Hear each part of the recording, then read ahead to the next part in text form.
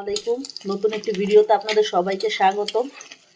আজকে আমার রান্নাঘরে রান্না করব এই যে নোনা শুটকি ভুনা, রুই মাছ টমেটো পেঁয়াজ দিয়ে ভুনা, বেগুন ভাজা। শুটকি ভাজা হয়ে গিয়েছে, এটা আমি একটু সুন্দর বেশি তেলে করব। এই যে খুব সুন্দর করে ভাজা হয়ে যাচ্ছে, স্মেলটাও কিন্তু খুব সুন্দর এসেছে। পাঙ্গাস মাছ দিয়ে আলু দিয়ে ঝোল, এটা কালকে রান্না হয়েছিল, চুলায় গ্যাস ছিল না দুপুরে, সকালে এই যে মাত্র এসেছে, তো এখন আমি রান্না বসিয়েছি। এই শুটকিটা ভাজা হয়ে গিয়েছে, এখন উঠিয়ে ফেলবো।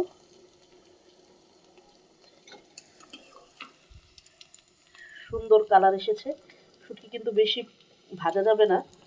আমি শুটকিটি উঠিয়ে তারপর আপনাদের সাথে কথা বলব। শুটকিতে এখন এই যে রসুনগুলো দিয়ে দেবো। রসুনটা একটু ভেজে নেবো, তারপর আমি পেঁয়াজ দিব, দিয়ে পেঁয়াজগুলো সুন্দর করে নেড়ে চেড়ে নেবো। যে রসুনটা ভাজা হয়ে হালকা ভাজা হয়েছে, এখন পেঁয়াজ দিয়ে দিলাম, একটু বেশি করেই দেবো। এর ভিতরে আমি একটু লবণ দিয়ে দেবো, যাতে পেঁয়াজটা খুব তাড়াতাড়ি সুন্দর ভাজা হয়ে যায়। এই শুটকি ভুনা বাসায় করে খেতে চান, আমার রেসিপিটি ফলো করলে আপনাদের ভর্তাটা খুব সুন্দর হবে।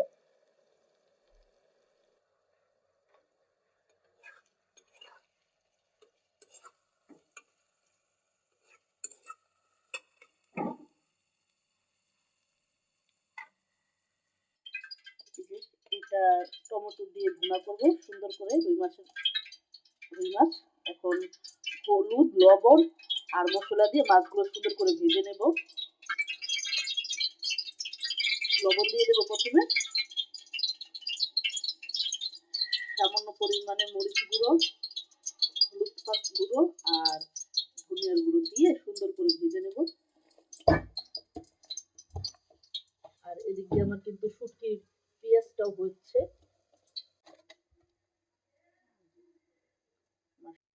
কড়াইতে তেল গরম করে রেখেছি, এটাতে মাছটা দিয়ে দেব।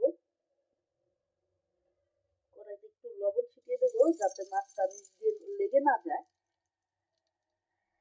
এটা করলে মাছটা লাগে না, পাতিলাতে মাছটা লেগে যায় না, সুন্দরভাবে উঠে যায়। মাছের পিসগুলো দিয়ে দেবো।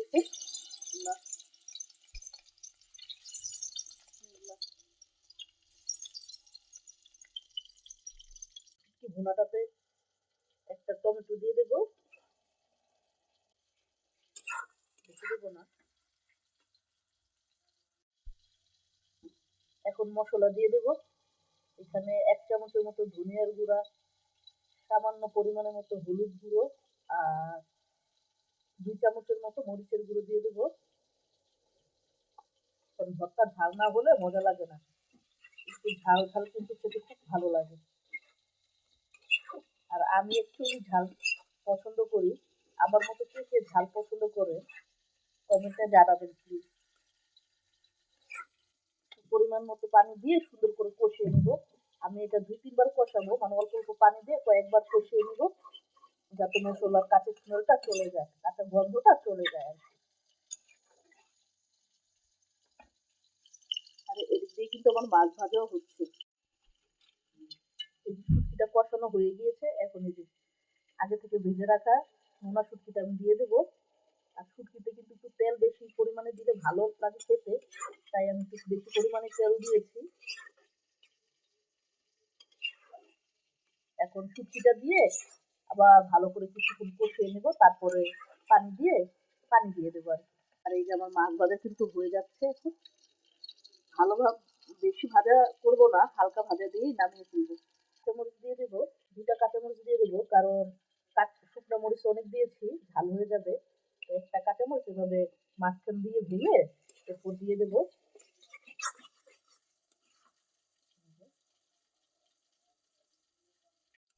মাশাআল্লাহ অনেক সুন্দরভাবে কষিয়ে নিয়েছি।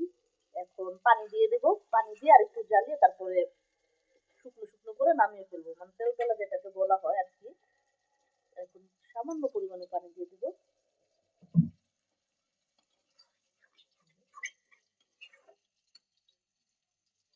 এদিক দিয়ে কিন্তু আমার মাছ ভাজা হয়ে গিয়েছে।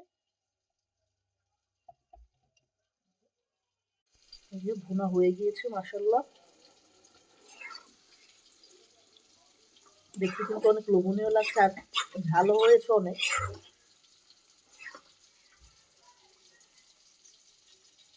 ধনিয়া পাতা দিয়ে দেবো, দিয়ে 20-30 সেকেন্ডের মতো রেখে নামিয়ে ফেলবো। বাস হয়ে গেল লইট্টা শুটকি ভুনা। দেখতে কেমন হয়েছে কমেন্টে জানাবেন। ভেজে নেব। বেগুনগুলো গোল গোল করে কেটে নিয়েছি। এতে হলুদ মরিচ ধনিয়ার গুঁড়ো লবণ দিয়ে সুন্দর করে একটু মশলাদার বেগুন ভাজা হবে।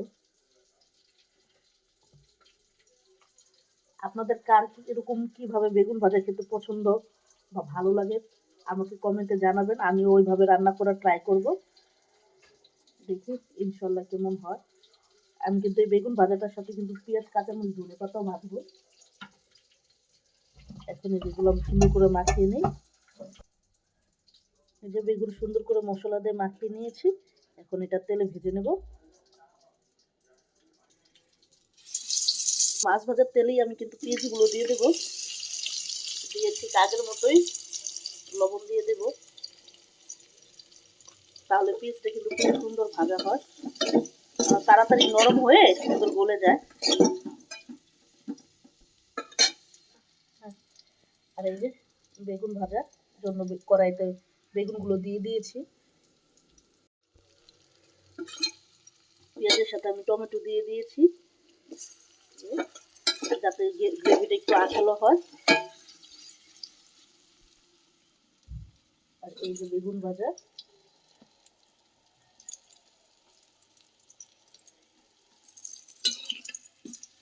বেগুন ভাজা হয়ে গেলে নামিয়ে নেব।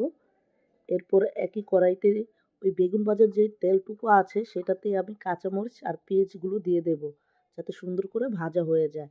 আর অপর দিকে আমি রুই মাছের ভুনাতে পানি দিয়ে তরকারিতে ঝোল দিয়ে দিয়েছি। এখন টমেটোগুলো দিয়ে দেব, সাথে দুটো কাঁচামরিচও দেব।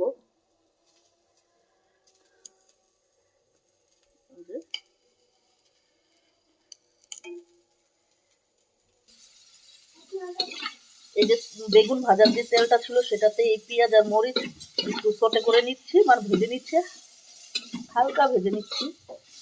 এটা কিন্তু বেগুন ভাজা দিয়ে খেতে অনেক মজা লাগে। মরিচ পেঁয়াজ ধনে পাতা দিয়ে অনেক মজা লাগে বেগুনটা। আর এইদিকে আমি রুই মাছের তরকারিটাতে ঝোল দিয়ে দিয়েছি। বল কুটলে রুই মাছগুলো দিয়ে দেব। পেঁয়াজ মরিচটা প্রায় ভাজা হয়ে গিয়েছে, এখন আমি ধনে পাতা কুচি দিয়ে আবার ভালো করে একটু নেড়ে নেব, যাতে সুন্দর একটা স্মেল আসে। পেঁয়াজ মরিচ ভাজা হয়ে গেলে এটা আমি নামিয়ে ফেলবো। গরম ভাতের সাথে কিন্তু খেতে খুব মজা লাগে। আর আমি রুই মাছ ভুনাতে রুই মাছের পিসগুলো ভেজে দিয়ে দেব। এগুলো কিন্তু আগে ভেজে রেখেছিলাম। মাছগুলো দিয়ে আমি প্রায় 5-10 মিনিটের মতো জাল দেব অল্প আঁচে। আমার বেগুন ভাজা হয়ে গিয়েছে, তাই আমি একটু সুন্দর ফটোশ্যুট করে নিচ্ছিলাম। আর রুই মাছে আমি ধনেপাতা দিয়ে নামিয়ে ফেলবো। আমার ভিডিও যদি আপনাদের ভালো লেগে থাকে তাহলে please like, comment and subscribe করে পাশে থাকবেন। আর আজকের ভিডিও এই পর্যন্তই। আল্লাহ হাফেজ।